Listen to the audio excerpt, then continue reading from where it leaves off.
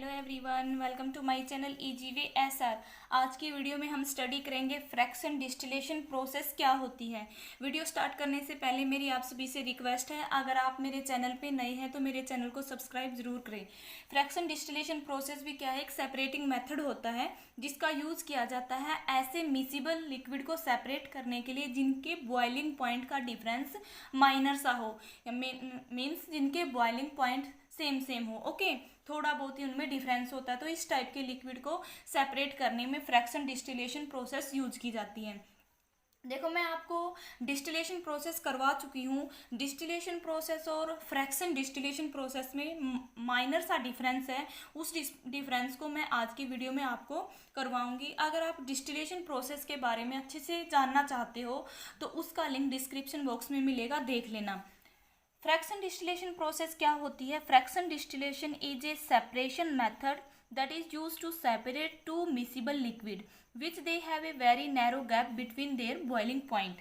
जो fraction distillation process होता है ये एक सेपरेटिंग मेथड होता है जिसका यूज किया जाता है ऐसे दो मिसिबल लिक्विड को अलग करने के लिए जिनके बॉइलिंग पॉइंट का डिफरेंस बहुत ही कम हो या वो क्या हो, नियरली सेम हो। ठीक है, मिसिबल लिक्विड क्या होता है? मिसिबल का मीनिंग होता है घुलनशील। ऐसे दो लिक्विड जो एक दूसरे में घुलनशील हो, उनका बॉइलिंग पॉइंट का जो डिफरेंस है या तो वो कम हो या हम बोल सकते हैं वो लेस देन हो 25 केल्विन। ठीक है, देखो मैं आपको एक जनरली एग्जांपल से समझाऊं। मान लो कि एक ए लिक्विड है और एक बी लिक्विड है। ठीक है, इन दोनों का मिक्सचर है। ठीक है, तो इसमें से हमें सेपरेट करना है ए लिक्विड को और बी लिक्विड को। मेनली है कि ए प्लस बी के मिक्सचर में से अगर हम ए लिक्विड को सेपरेट करें तो किसका यूज करते हैं हम? फ्रैक्शन डिस्टिलेशन का। बट इसके लिए कंडीशन है कि इन दोनों के बॉइलिंग पॉइंट का डिफरेंस लेस देन होना चाहिए 25 केल्विन से। ठीक है, क्या होना चाहिए? ये कंडीशन जब होगी तो ऐसी कंडीशन में हम जो लिक्विड है इनको अलग करने के लिए फ्रैक्शन डिस्टिलेशन प्रोसेस का यूज करते हैं। ठीक है, तो एग्जाम्पल मैं आपको बताऊं कि क्या कौन से सब्सटेंस, कौन से लिक्विड्स क्या है कि अलग किए जाते हैं फ्रैक्शन डिस्टिलेशन प्रोसेस से। Like petrol, diesel, kerosene oil are separated by this process. ठीक है, जो पेट्रोल है, कैरोसिन ऑयल है, ये सारे क्या किए जाते हैं? फ्रैक्शन डिस्टिलेशन प्रोसेस से ही इनकी प्योरिफिकेशन की जाती है। ओके, देखो हम इसकी अनदर डेफिनेशन में आपको करवाऊं तो हम ऐसे भी बोल सकते हैं, this process is applied for mixture of those liquids which have nearly same boiling point. ठीक है, जो फ्रैक्शन डिस्टिलेशन प्रोसेस है ये अप्लाई की जाती है उन लिक्विड के ऊपर जिनकी बॉइलिंग पॉइंट क्या हो, नियरली सेम हो। ओके, एग्जाम्पल, अनदर एग्जाम्पल मैं करवाऊँ कि जो गैसेस कंपोनेंट है, एक्वस एयर के जो गैसेस कंपोनेंट है वो भी सेपरेट किए जाते हैं फ्रैक्शन डिस्टिलेशन प्रोसेस से। ठीक है, एक बार मैं फिर आपको रिकॉल करवाऊं कि जो फ्रैक्शन डिस्टिलेशन मेथड होता है उसका यूज किया जाता है ऐसे दो मिसिबल लिक्विड को अलग करने के लिए जिनके बॉइलिंग पॉइंट का डिफरेंस बहुत ही कम हो या फिर लेस देन हो 25 केल्विन से। ओके, तो देखो मैं इसका आपको डायग्राम करवाऊंगी कि जो डिस्टिलेशन प्रोसेस हमने की थी और जो आज हम फ्रैक्शन डिस्टिलेशन प्रोसेस कर रहे हैं उनमें क्या डिफरेंस था। ठीक है, तो आपको याद होना चाहिए कि मैंने आपको ये डायग्राम करवाया था डिस्टिलेशन प्रोसेस में, जिसमें क्या है, यहाँ पे क्या लिया था? थर्मामीटर लिया था, एक ये हमने ट्यूब ली थी जिसके थ्रू जो लिक्विड था जिसका बॉइलिंग पॉइंट कम था वो कन्वर्ट हुआ था वेपर में, वो पास होके कंडेंसर से पास होके अनदर बीकर में हमने ट्रांसफर करवा दिया था। ओके, बट जो फ्रैक्शन डिस्टिलेशन प्रोसेस होती है इसमें क्या किया जाता है? एक फ्रैक्सीनेटिंग कॉलम का यूज किया जाता है। ठीक है, यही इसमें डिफरेंस है। जो हमारा डिस्टिलेशन मेथड होता है उसमें फ्रैक्सीनेटिंग कॉलम का यूज नहीं होता। क्यों?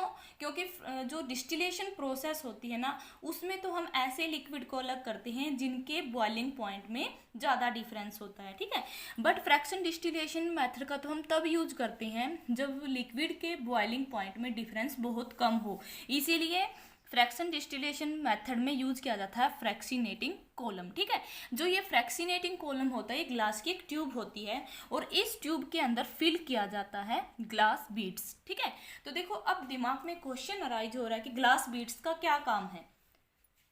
फ्रैक्सीनेटिंग कॉलम में जो ग्लास बीड्स फिल की गई है ये ग्लास बीड्स क्या करती हैं?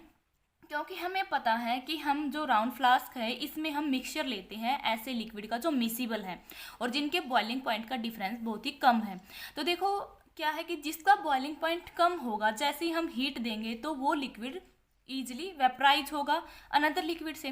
बट जिसका बॉइलिंग पॉइंट ज़्यादा होता है तो वो क्या होगा, पहले तो वो वेपर में कन्वर्ट होगा जिसका बॉइलिंग पॉइंट ज़्यादा होगा, तो वो इन ग्लास बीड से पास होके वेपर की फॉर्म में पास होके कंडेंसर से अनदर बीकर में आएगा।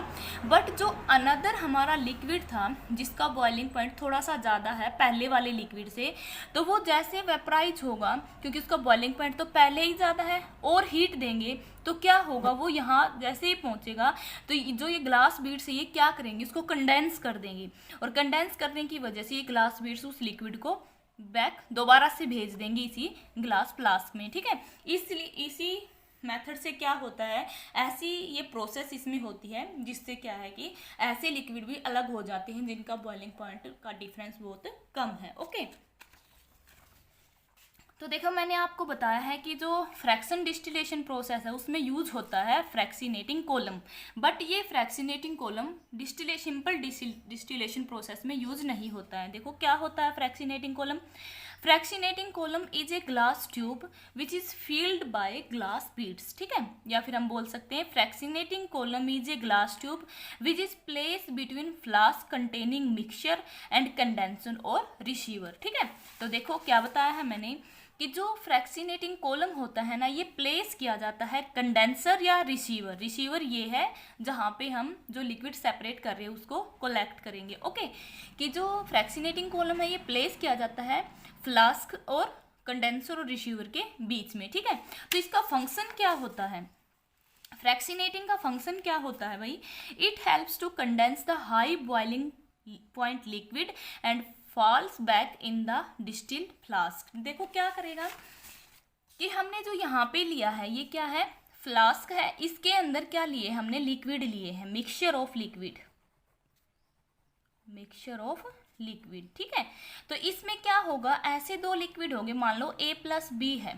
A का बॉइलिंग पॉइंट लेस देन है B से, थोड़ा ही डिफरेंस है बट लेस देन तो है, और B का हाई है ए से। तो जैसे ये ए लिक्विड होगा इसका बॉइलिंग पॉइंट तो कम है, लेकिन जो बी लिक्विड होगा इसका बॉइलिंग पॉइंट ज़्यादा। जैसे हम बर्नर से हीट देंगे, क्योंकि ए जल्दी वेपराइज होगा, तो ये जल्दी वेपराइज होगा तो कम हीट से यहाँ से पास होके ग्लास बीड से कहाँ पे आ जाएगा, इस ट्यूब में आ जाएगा। ओके, बट जिस लिक्विड का बॉइलिंग पॉइंट हाई था तो हम यहाँ पे क्या होंगे, हीट को बढ़ाते जाएंगे, तो जो जिसका कम था वो तो ईजिली पास हो जाएगा। बट जैसे हीट बढ़ेगी तो बॉइलिंग पॉइंट ज़्यादा होने की वजह से दूसरे लिक्विड के, फॉर एग्जाम्पल बी लिक्विड के वेपर यहाँ जाएंगे तो ग्लास बीड्स उसको कंडेंस कर देगी। ठीक है, जो ग्लास बीड्स थी किसके अंदर, फ्रैक्सीनेटिंग कोलम के अंदर। ठीक है, तो जैसे कंडेंस करेंगी तो बी लिक्विड के वेपर दोबारा से आ जाएंगे इसी फ्लास्क के अंदर। ठीक है, तो ये काम किस मेनली क्या है कि कंडेंसेशन करता है फ्रैक्सीनेटिंग कोलम, फिर दोबारा से फिर उसका डिस्टिलेशन होता है। ठीक है, तो ये क्या, ये फंक्शन होता है फ्रैक्सीनेटिंग कोलम का। ठीक है, सेकंड में इसका फंक्शन बताऊं क्या होता है, fractionating column helps in the separation of liquid या कंपोनेंट्स फ्रॉम ए मिक्सचर। ठीक है, क्योंकि फ्रैक्सीनेटिंग कोलम की वजह से ही क्या होता है कि जो कंपोनेंट है इस मिक्सचर के, जैसे मैंने बताया है ए प्लस बी, इन ए प्लस बी को सेपरेट करने का काम भी किसका होता है, फ्रैक्सीनेटिंग कोलम का। मेनली है कि जो फ्रैक्शन डिस्टिलेशन प्रोसेस होती है ये सारी की सारी प्रोसेस डिपेंड करती है फ्रैक्सीनेटिंग कोलम में। ठीक है, मैं आपको एक बार फिर इस डायग्राम को समझाऊंगी। मैंने आपको डेफिनेशन करवा दी है, इसके एग्जाम्पल करवा दिए, फ्रैक्सीनेटिंग कोलम क्या होता है वो। अब मैं जो मैंने आपको समझा है उसको मैं इस डायग्राम से आपको समझाऊंगी। ठीक है, तो देखो जो क्या है इसके अंदर, हमने इसके लिए जो हम ये प्रोसेस करेंगे किस किस चीज़ की रिक्वायरमेंट होगी। एक तो जो हमें क्या चाहिए, ट्राइपॉड स्टैंड, बर्नर, क्योंकि बर्नर का काम होता है हीट अप्लाई करना, एक चाहिए round bottom flask, fractionating column, thermometer, condenser और रिसीवर। ठीक है, या फिर अनदर बीकर। जैसे हम इस फ्लास्क के अंदर मिसिबल लिक्विड लेंगे जिनका बॉइलिंग पॉइंट क्या है, नियरली सेम है। ठीक है, इनको हमें सेपरेट करना है। जैसे एग्जांपल ए और बी दो लिक्विड है, ए का बॉइलिंग पॉइंट कम है, बी का बॉइलिंग पॉइंट ज़्यादा है, थोड़ा ही इनमें डिफरेंस है, मतलब लेस देन है 25 केल्विन से, ठीक है। जैसे ही हम बर्नर से हीट देंगे, हमें पता है कि जिसका बॉइलिंग पॉइंट कम होता है वो क्या होगा, जल्दी गर्म होगा as compare to another liquid, ठीक है। तो जो ए लिक्विड था वो पहले वेपराइज होगा, ए लिक्विड वेपराइज होके जो यहाँ पे ग्लास बीड्स फिल थी फ्रैक्सिनेटिंग कॉलम में, यहाँ से पास होके कहाँ एंटर कर जाएगा, इस ट्यूब के अंदर, ओके। और फिर जैसे ये वेपर यहाँ पे आएंगे, यहाँ कंडेंसर है, कंडेंसर का काम क्या होता है, वेपर फॉर्म में जो लिक्विड, उसको वेपर को कन्वर्ट करना किसके अंदर, लिक्विड में, ठीक है, क्योंकि ये कूलिंग होती है यहाँ पे, ओके। तो यहाँ से आके वो फिर क्या हो जाएगा, कोलेक्ट हो जाएगा अनदर बीकर में, ठीक है। बट जो हमारा लिक्विड बी था, इसका बॉइलिंग पॉइंट ज़्यादा था, तो यहाँ पे ज़्यादा हीट देनी पड़ेगी।